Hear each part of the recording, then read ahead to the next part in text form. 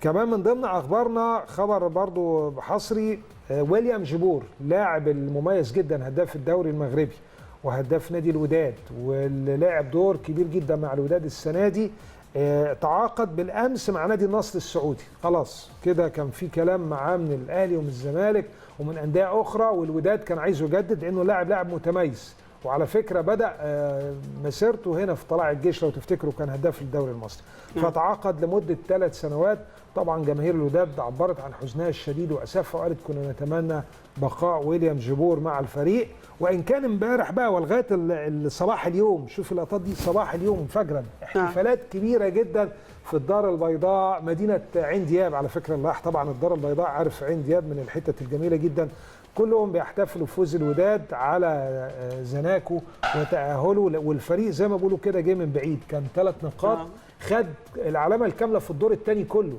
يعني كسب الاهلي في الدار البيضاء، وبعدين كسب خارج ملعبه القطن 2-0، وبعدين كسب امبارح 1-0، وكان منقوص من 2 من اهم لاعبيه، ويليام جبور اللي هو هداف الدوري وفابريس أنداما اللي هو انتهى تعاقده. ف يعني لا نملك الا ان احنا نقدم التحيه لهذا الفريق وتحيه لجماهيره والجماهير المغربيه اللي كمان الحقيقه بتتواصل معنا بشكل جيد دايما. صحيح.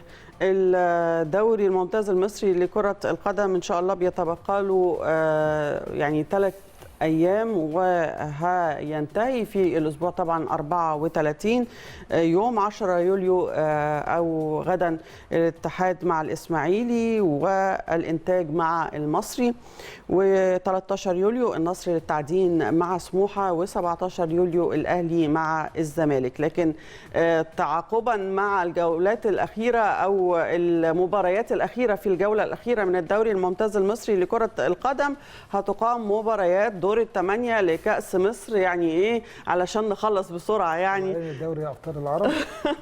ايوه صحيح، عشان الاستعداد بقى لدوري ابطال العرب او البطوله العربيه.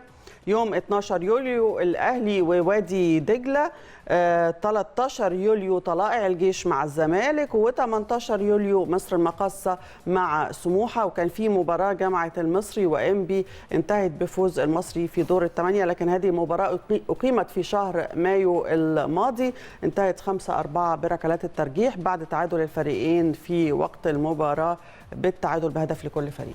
الاتحاد الافريقي لكره القدم اعلن عن موعد مباريات دور ال8، خلاص دور ربع النهائي تحدد. ان شاء الله الفرق اللي هتتاهل ال8 فرق هيبداوا المشوار بتاعهم، الذهاب يوم 8 او 9 و10. يعني الاهلي هيلعب في القاره الاول. هتقولي ليه في القاره؟ لان الاهلي تاني المجموعه بتاعته، فهيقابل الترجي او يقابل صن داونز يوم 8 او 9 و10 في القاهره، ويوم 15 او 16 في جنوب افريقيا او في تونس.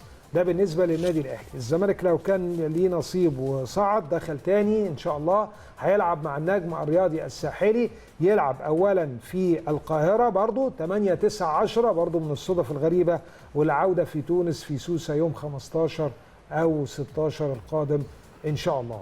إن شاء الله. بما أننا انتهيت عند سوسة، الاتحاد التونسي لكرة القدم أعلن أنه رئيس الاتحاد الأفريقي السيد أحمد هيزور تونس يومي 12 و13 يوليو، هيزور دار الحكام وعدة ملاعب تونسية ومنشآت خاصة بكرة القدم. كمان الاتحاد التونسي قرر بعد دراسة فنية عميقة إلغاء كرة القدم داخل الصالات،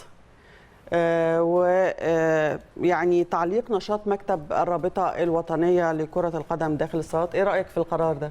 والله هو لازم نعرف السبب ايه يعني ليه خدوا القرار ده وايه اللي ادى لكده، لان انت اي لعبه بتتلغي او اي نشاط بتلغي انت بتبقي حزينه بالتاكيد، بس اكيد في خلفيات احنا مش عارفينها. تونس كمان بتستعد لاستضافه منافسات البطوله العربيه للرجال والسيدات في العاب القوه، في 15 أو 14 دولة عربية هتشارك، فرق رجال فرق سيدات ومنها مصر بالتأكيد، وإن شاء الله يكون يعني في نقل حي لمنافسات هذه البطولة العربية للرجال والسيدات في ألعاب القوى.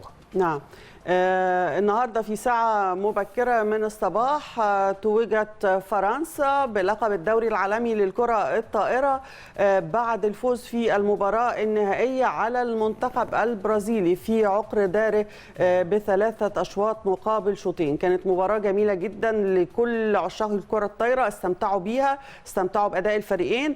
المنتخب البرازيلي هو الأكثر فوزا بلقب الدوري العالمي للكرة الطائرة. هذه المسابقة اللي بدأت عام 90 فاز بها 9 مرات. المنتخب الفرنسي كان قبل اللقاء في حوزته لقب وحيد عام 2015 والنهارده بيحرز اللقب الثاني.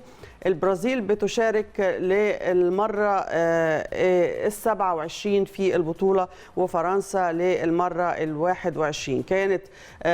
كان المنتخب البرازيلي فاز على الولايات المتحدة في نصف النهائي 3-1 وأيضا فرنسا على المنتخب الكندي في نصف النهائي بنفس النتيجة. على فكرة فرنسا فيها طفرة غير عادية في الألعاب الجماعية. نعم. اللي متابع رياضة يا جماعة بيدرك ده. يعني فرنسا ظهرت بقوة في ألعاب كثيرة جدا، منها الكرة الطائرة زي لسه من خبر قلت لكم هنا، في كرة السلة كمان بقى ليها تواجد، هي في اليد كمان ممتازة جدا. كورة وصلت لنهائي اليورو، وقبل كده طبعا في بداية الألفية الجديدة كانت خدت وصلت لنهائي كأس العالم في 2006 وخدت كأس القارات. يعني الحقيقة على مستوى الألعاب الجماعية فرنسا عاملة طفرة كبيرة جدا.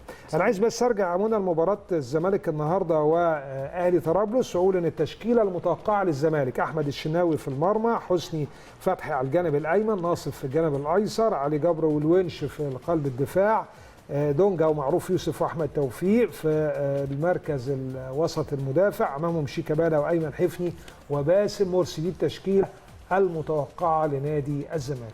نعم.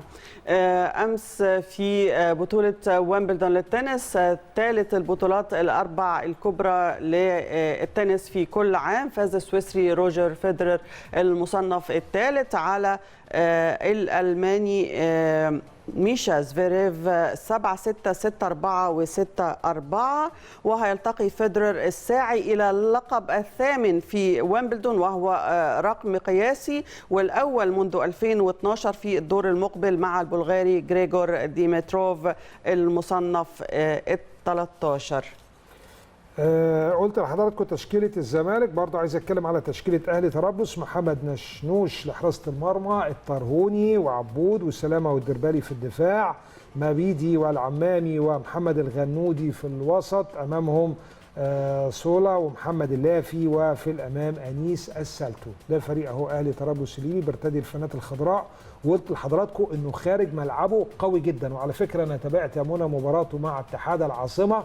نعم. الشوط الاول عمل شوط مثالي وراح لجون اتحاد العاصمه ما لا يقل عن 5 مرات وسجل هدف وضيع 5 فرص ثانيه، وحتى بعد ما دخل مرمى الهدف في الشوط الثاني كان ليه ضربه جزاء وضاعت وكان هو الاخطر لغايه اخر لحظه. ففريق قوي جدا وفريق الحقيقه من الفرق المميزه في البطوله السنه دي. صحيح.